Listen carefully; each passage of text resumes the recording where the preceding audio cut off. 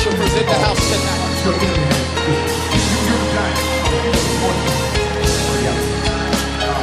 Let me tell you what really dominates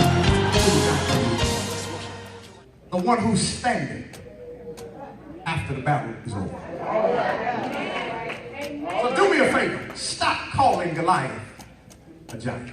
Because last time I checked, he didn't survive the battle. Last time I read my Sunday school lesson, Goliath was not the one standing at the end of the battle.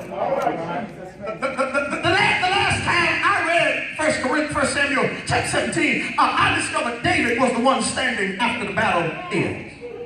So the real giant is not the one who looks big. The real giant is not the one who looks impressive. But the real giant is not the one that looks like they have everything that they need. But the real giant is the one that's standing after the battle is over. And you're asking yourself today, how in the world did I survive my challenges? How in the world did I get beyond my battles? And God says to you, because you are a giant. I know what they said about you. They said you came from the wrong side of the tracks. They said that you had and came from a broken home. They said you never overcome what you did in your past. I know they said you never survived and reached your goals. But what they did not know is that you are a giant. I know what they tried to do to you. Tried to ostracize you. Sit you in the corner. Tried to make you ineligible. I know what they said to you. They said that you're not strong enough. You didn't come from the right schools. And you're not from the right stock. But they miscalculated your giant status.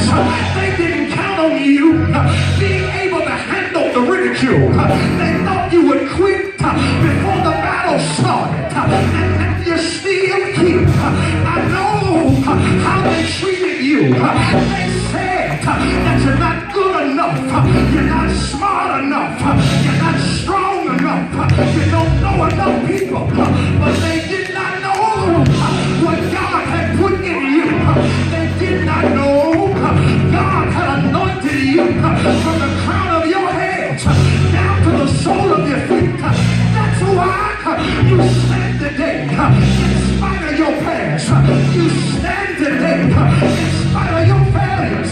You stand today in spite of your mistakes. Because you are a giant.